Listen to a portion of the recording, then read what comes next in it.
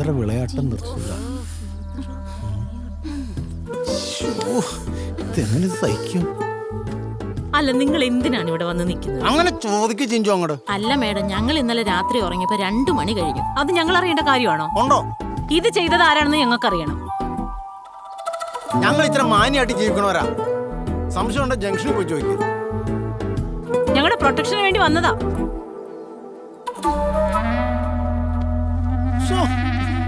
Sir, ഇന്നലെ രാത്രി ഇവിടെ ആരോ ചിഞ്ചുറാണിയുടെ വീട്ടിൽ എന്തൊക്കെയോ എഴുതി വെച്ചിട്ടുണ്ട്. സാർ ഒന്ന് വന്ന് നോക്കണം സാറേ. നിങ്ങളൊക്കെ അവിടെ എന്ത് നോക്കാൻ നടക്കായിരുന്നു?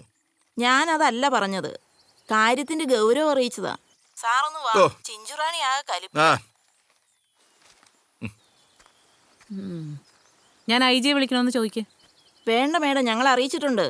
ആ ചിഞ്ചറാണിയുടെ വീട്ടിൽ ഇന്നലെ രാത്രിയിൽ എന്തോ സംഭവിച്ചിട്ടുണ്ട്. സാറേ, ഇന്നലെ പാതിരാത്രി നമ്മൾ ഒരുപാട് വൈകിയല്ലേ ഇവിടെ വന്നത്. അതൊന്നും പറഞ്ഞിട്ട് കാര്യമില്ല, അവര് നല്ല കലിപ്പില്ല. മനുഷ്യൻ രാവിലെ പല്ല് തെക്കാൻ തൂറുമൊന്നും വേണ്ടേ? ഓരോ മെനകെട്ട പെണ്ണുങ്ങൾ ഓരോ പരിപാടി ഒപ്പിച്ചു വെക്കും. നമ്മൾ വേണം കിടന്നോടാൻ. അത് കൊള്ളാം. എന്താ എവിടാ? നോക്ക് നോക്ക് സാറേ. കാണു സാറേ. നിങ്ങളൊക്കെ എന്ത് പോലീസുകാരാ? നിന്റെ തന്തയല്ല എന്റെ തന്ത.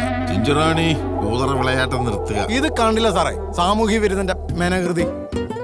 നല്ല ഭാവനയാണല്ലോ. ഇത് ഭാവനയല്ല സാറേ. നിങ്ങൾ എല്ലാവരുടെ ഡ്യൂട്ടിയിലുള്ളപ്പോ ഇത് ചെയ്തവനെ സമ്മതിക്കണ്ടേ? അത്രയുണ്ട് പോലീസിന്റെ കാര്യക്ഷമത. ഏതു ദ്രോഹിയാണെങ്കിലും ഒരു സ്ഥലവും അശുദ്ധമാക്കാൻ പാടില്ല. ഇന്നു മുതൽ കൂടുതൽ ശ്രദ്ധ വേണം, മനസ്സിലായോ? രാത്രി എത്ര ഇരുട്ടിയാലും ഞാൻ സജീവമായിട്ടുണ്ട് സാറേ. എപ്പോ വേണേലും എന്നെ സമീപിക്കാം. ഈ പരിസരത്ത് നിങ്ങൾക്ക് ശത്രുക്കൾ ആരെങ്കിലും ഉണ്ടോ? സാറേ, ഈ പരിസരത്തു നിന്നല്ല, കേരളം മൊത്തം കട്ട സപ്പോർട്ടാ എന്റെ ചിഞ്ചുമോക്ക്. ഇല്ലേ മുത്തേ? അതറിയോ? അതറിയാം. എനിക്ക് സഹിക്കാൻ പറ്റില്ല.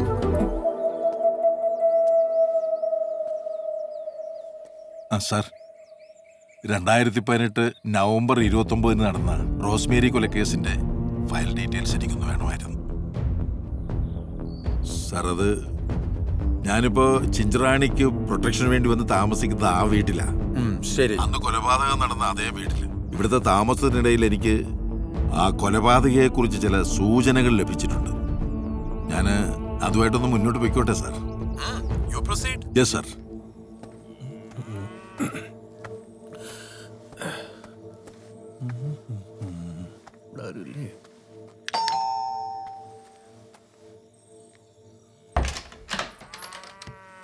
ആരാ?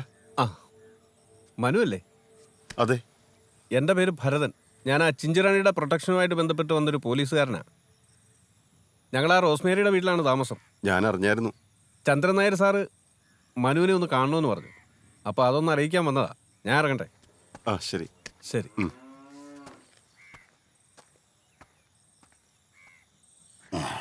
മകനെ ജോസേ, നിന്നെ ഈയിടെയായിട്ട് പള്ളിയിലേക്കൊന്നും കാണാറില്ല.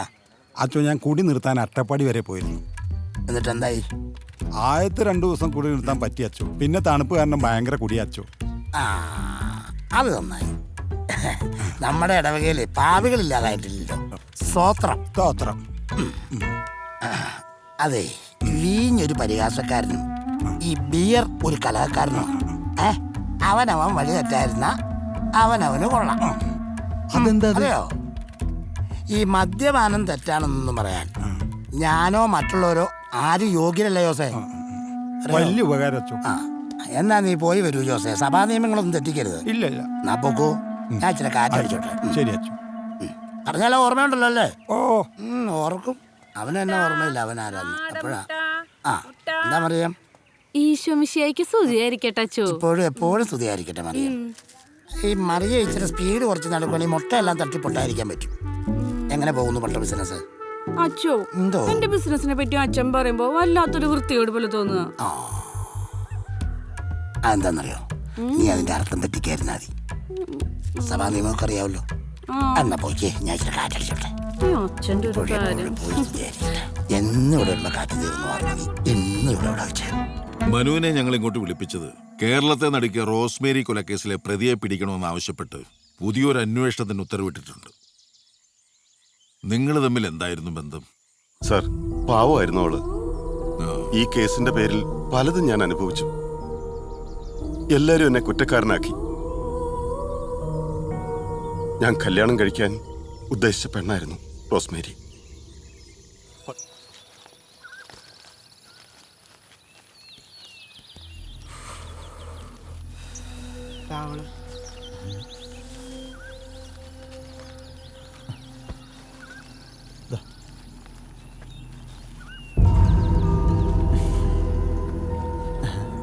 എത്ര നേരമായി കാത്തിരിക്കുന്നറിയോ ഈ മുഖം ഒന്ന് കാണാൻ? മുന്നിന്ന് മാർബിനു, എനിക്ക് പോണം. നമ്മളൊന്ന് മുന്നിൽ നല്ല പ്രശ്നമുള്ളൂ. കണ്ട വരത്തമാർക്ക് എന്തോ ആവല്ലോ. ഞാൻ ആരുടെ മുന്നിൽ നിൽക്കണമെന്ന് എനിക്കറിയാം. അതിന് നിന്റെ സമ്മതം എനിക്ക് വേണ്ട. മാറ്. അതെ, അവസാനം തന്തിയില്ലാത്ത കുഞ്ഞിനെ തന്ന അവനങ്ങ് പോവും. പിന്നെ നമ്മളൊക്കെ ഉണ്ടാവും.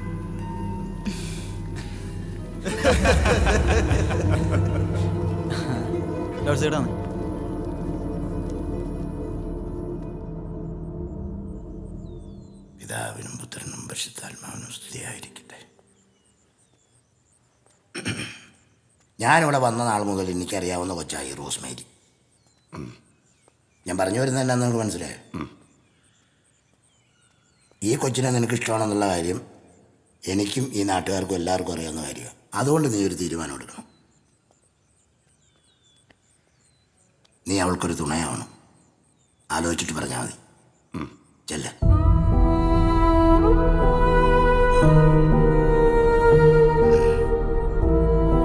കർത്താവേ,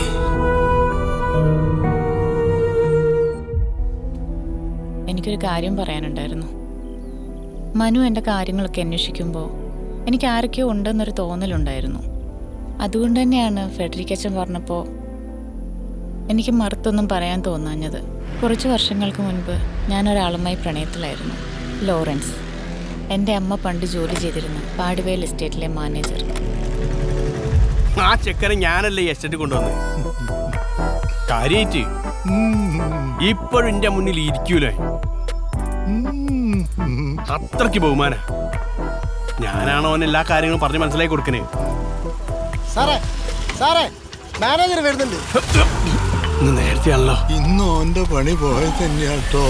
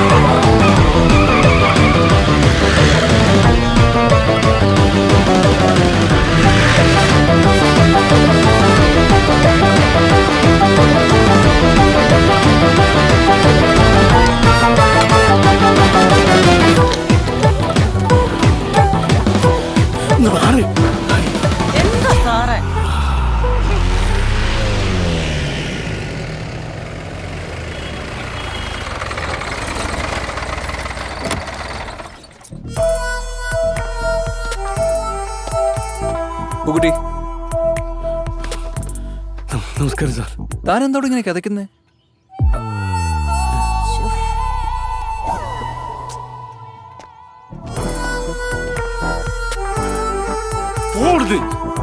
സാർ തെറ്റിദ്ധരിച്ചോ? അയ്യോ.